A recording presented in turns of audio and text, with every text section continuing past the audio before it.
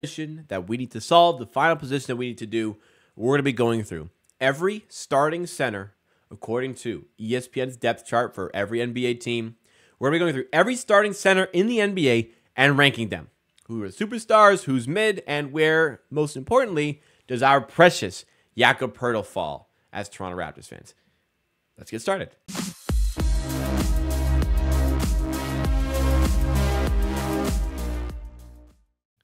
This channel right here is Amateur Hour Clips, part of the Amateur Hour Production Network, where it continues to be all Raptors all the time. On this channel, we take the best segments from the live streams that we do over on the main channel, Amateur Hour Sports, and clip it into some bite-sized segments for you to enjoy. So, if you do enjoy along the way, make sure you do hit that like button and subscribe to the channel as well to stay up to date on all the content we have coming your way. As usual, the categories or tiers are Superstar, Stars, Great, Better than Good, Good. So, it's like the in-between tier, which has served us well in doing this.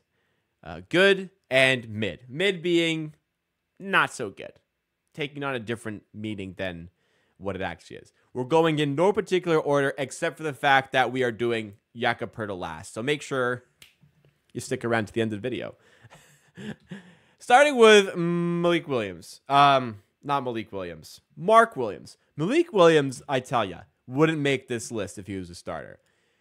Mark Williams is getting better. He's good. I don't think, we're coming out the gates here. I don't think we're going to be too aggressive here with Mark Williams. Maybe he suffers a bit from being first, but we can play around if we need to a little bit later on. The thing about centers, as I'm kind of looking through, they can be not great players, but their impact can be great. Nick Claxton, I think, is a great player, though. I'm not going to go as far as to call him a star, but he is a great player. Great defender, good finisher on the inside. Obviously not a good free throw shooter, nor does he really do much other than score on the inside on offense. But he's a fantastic defender. He's a great center, I think, to have. Wendell Carter may not necessarily be a great player. I think impact-wise, I really want to put Wendell Carter into great tier. I might move him down as we kind of progress through this stream, but I don't know. I think Wendell Carter, I really think Wendell Carter is great. Like, does his box score back up to what I'm saying here? The Bulls could use a player like Wendell Carter, honestly. Wendell Carter, 11 points per game in 52% from the field, 37% from three, good defense, 24 is 24. Bulls fucked up, man. Yeah. Only 11 points per game. I'll say he's great. He's super impactful. Easiest player on the list, superstar, Nikola Jokic. That's it. Jonas Valanciunas. Still confused why the Wizards signed him. He is not okay. I'm sick of people labeling Jonas Valanciunas as a shooter. He can shoot. He's always wide open. If he was covered at all, it would showcase that people care about his threes. They don't. He's not a great shooter. He can, when he's wide open, hit maybe one a game, whatever. Bad defender. Gets played off the floor every year in the playoffs. I think he's better than good. I mean, would I rather see, it works both ways. You can be a better than good skill set, but your impact is less than that. Am I really taking Jonas Valanciunas over Mark Williams in 2024? I'm not. I'm not. I'm not. And I guess the reason JV now plays for the Wizards. John Collins is good.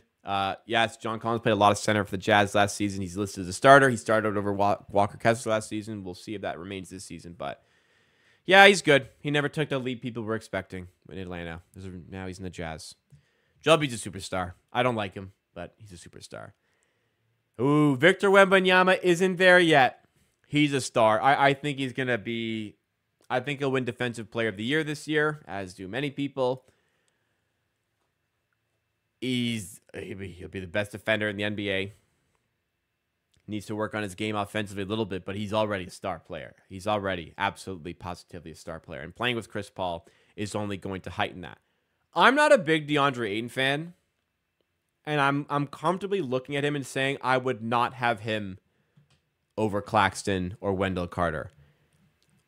You know, ability versus impact is a bit different, and I'm really evaluating impact with this center list more than ability. But for me, DeAndre Ayton just is not that good of a defender. Had a really good end of season with Portland. I cannot call him great. I can't. I don't. Definitely, like, I would not rather have him over Claxton or Wendell Carter. I would rather have him over Mark Williams, JV, and John Collins. I think this is the tier for him. How do we feel about DeAndre Ayton, guys? This is a tough one. How do we feel about DeAndre Ayton? Let me know in the chat. Nurkic kind of falls into the boat of JV where, you know, he can score on the inside, but, you know, he sets screens, but he's not a good defender. He's not that impactful. Like, is he? Not really. Would I rather have Mark Williams? Maybe. Honestly, maybe. The Bosnian Beast may not cut it in 2024. Isaiah Hartenstein is great. I'd rather have him over DeAndre Ayton. He was outstanding for the Knicks last year. I've been calling on a Isaiah Hartenstein leap for a while now. It's a shame the Raptors never got a hold of him, but finally got a big role, showcased ability, got a big payday with the Oklahoma City Thunder. Shout out to him. Bam Adebayo is not a superstar. He's absolutely a star, though. Maybe if, you know, Jokic and Embiid weren't sitting here, we could have a conversation about Bam, but he's a star. One of the best defenders in the NBA. Good offensive threat as well. Maybe doesn't show that offense enough in the playoffs from an aggression standpoint, but he's still absolutely a star in the NBA. Brook Lopez, he's not what he used to be. Was he ever in the category of great? Yeah, he was definitely in the category of great at a certain point. But, you know, Father Time is undefeated. His age is catching up to him a little bit. His efficiency has slipped a little bit. I don't know if I'm going to go as far as to call him great, but he's definitely better than good. I think he's still definitely better than good. Good rim protector, three-point threat, which is outstanding, even still. Yeah, I think I'll put him there. Zubac is tough as well. I think he's kind of in the middle here. I think I would go better than good, like better than good tier, though. It's kind of a match. Zubac is a really good passer, good defender, good scorer, good free throw. He really does all the tools you need as a center. I think that makes him great. Miles Turner, really good defender, really good shooter. Not a great rebounder, but there's a lot to his game. I think there's enough to say Miles Turner is a great center, and I'd rather have him over Ayton and Brook Lopez. Anthony Davis. When he's healthy, he's arguably the best defender in the NBA. I think he's a superstar. And I think his acclaim makes him a superstar if I have my doubts about him as a player. I think he's ways off Embiid and Jokic, but I think there's enough there to put him as a superstar in that tier. And def be top of good or better than that. Def tier for him. I had high hopes for A, but nothing crazy. Okay, fair enough. Brook Lopez over DeAndre Ayton. I don't know about at this age. He's slipping a bit. It's a conversation. Raptors. Would I rather have DeAndre Ayton or Brook Lopez on my team? No center. Poeltl's gone. Would I rather have Brook Lopez or DeAndre Ayton? You know, Brook Lopez fits a bit better. But no, I'm going to give Ayton the benefit because I think he's a bit more talented. Gafford. He's good. I mean, is he doing more than, like, you know, what Mark Williams is doing? No. He's not in the higher tier. But I would rather have Gafford than Nurkic and JV. I'm not going to move them down, though. I cannot move them down.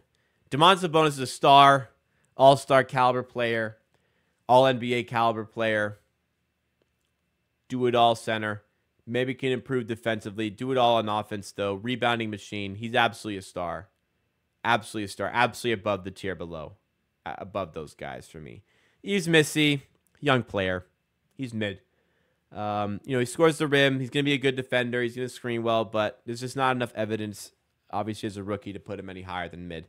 Mitchell Robinson. I'm not, super keen on Mitchell Robinson. He's better than good. Really good defender. Good scorer on the inside. Is Mitchell Robinson really better than those guys? Am I disrespecting Mark Williams? I feel like Mark Williams... No, I don't think I am. Let's box score surf a bit here. Who we talking about? Mitchell Robinson. Is he given? He's probably given 12. He's given 12 a game. Does he 5 a game?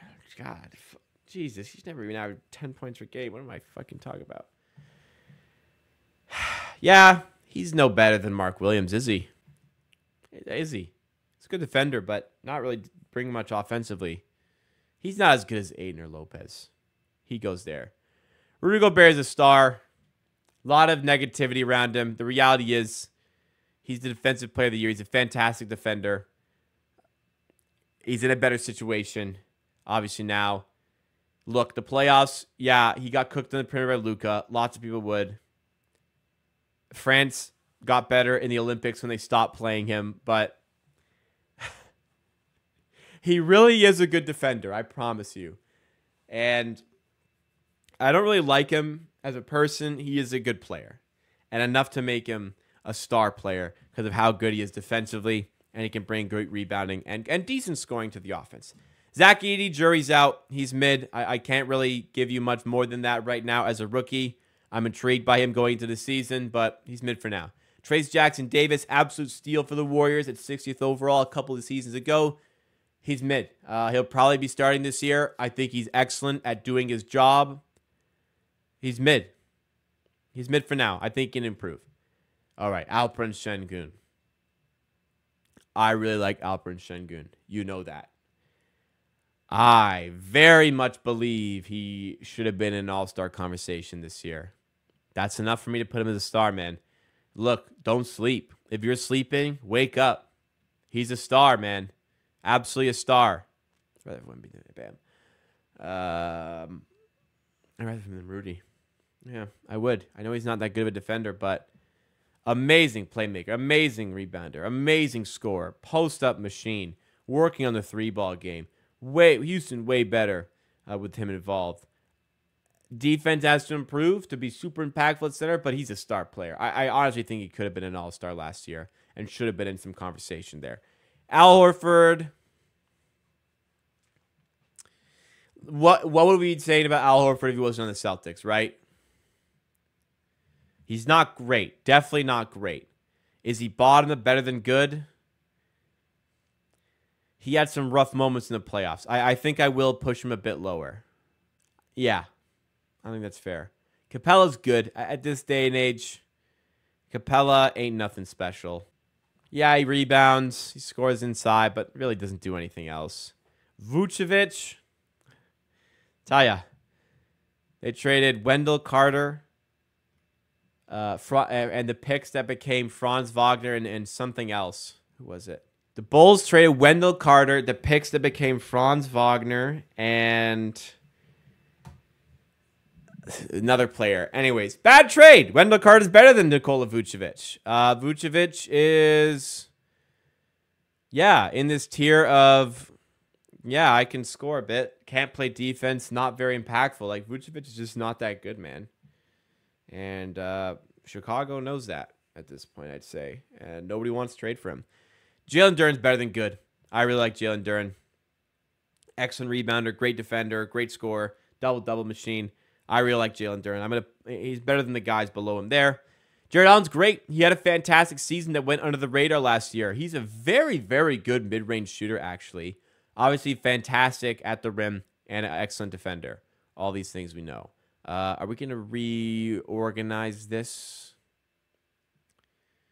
Yeah, I think I'd go here. Yeah, I would go here. Yeah. And yes, going to reorg this a little bit. Would I take Jared Allen over Nick Claxton? I think I would, actually. Yeah, I would. I would do that.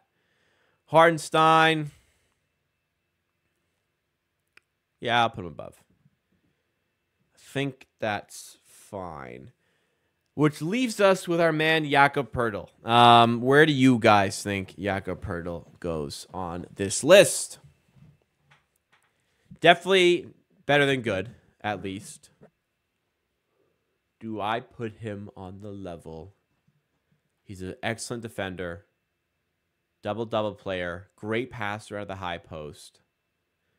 If Ivica Zubac is there, is Ivica Zubac better than Jakob Poeltl? Is Jakob Poeltl more impactful than DeAndre Ayton? I think so. I think he's great.